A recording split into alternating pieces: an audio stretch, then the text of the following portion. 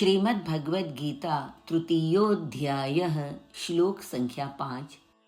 न हि कश्चित् क्षणमपि जातु तिष्ठत्यकर्मकृत् कार्यते यवशः कर्म सर्वः प्रकृतिजैर्गुणैः।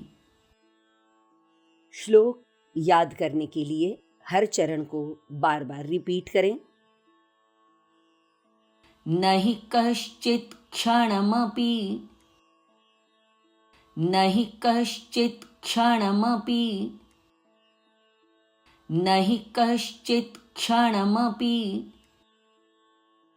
जातु तिष्ठत्यकर्मकृत्, जातु तिष्ठत्यकर्मकृत्, जातु तिष्ठत्यकर्मकृत्।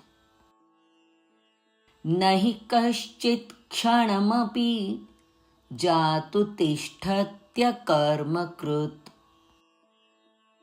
न हि कश्चित् क्षणमपि जातु तिष्ठत्यकर्मकृत्, न हि कश्चित् क्षणमपि जातु तिष्ठत्यकर्मकृत् कार्यते यवशः कर्म,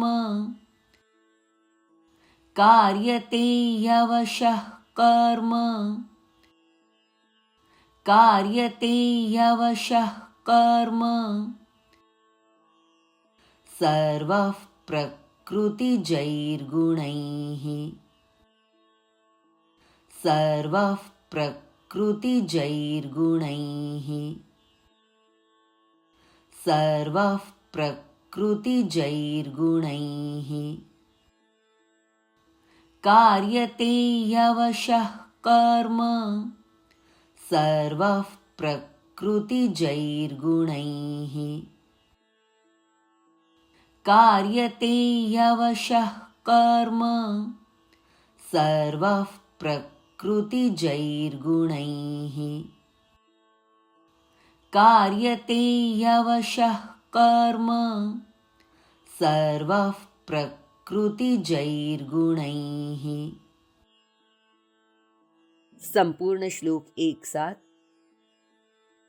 न हि कश्चित् क्षणमपि जातु तिष्ठत्यकर्मकृत् कार्यते यवशः कर्म सर्वः प्रकृतिजैर्गुणैः।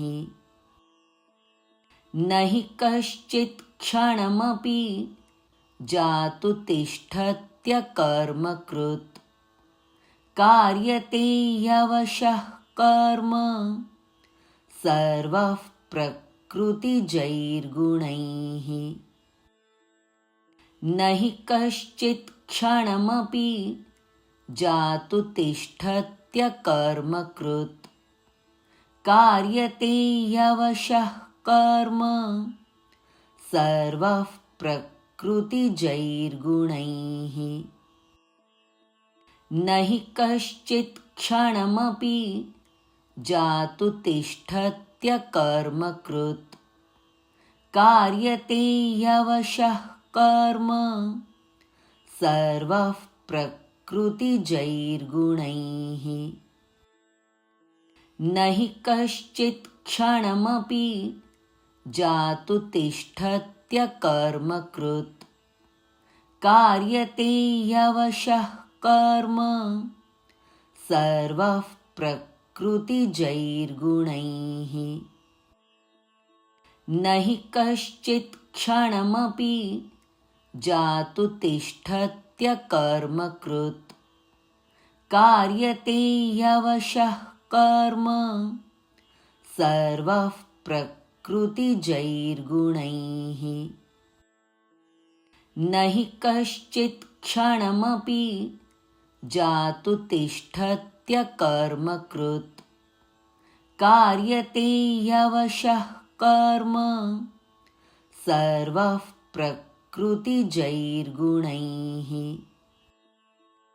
न हि कश्चित् क्षणमपि जातु तिष्ठत्यकर्मकृत् कर्मकृत् कार्यते ह्यवशः कर्म सर्वः प्रकृतिजैर्गुणैः न हि कश्चित् क्षणमपि जातु तिष्ठत्यकर्मकृत् कार्यते ह्यवशः कर्म सर्वः प्रकृतिजैर्गुणैः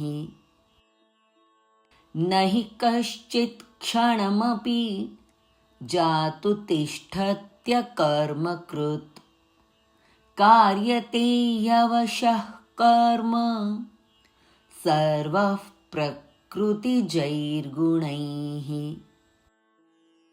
न हि कश्चित् क्षणमपि जातु तिष्ठत्यकर्मकृत् कार्यते ह्यवशः कर्म सर्वः प्रकृतिजैर्गुणैः।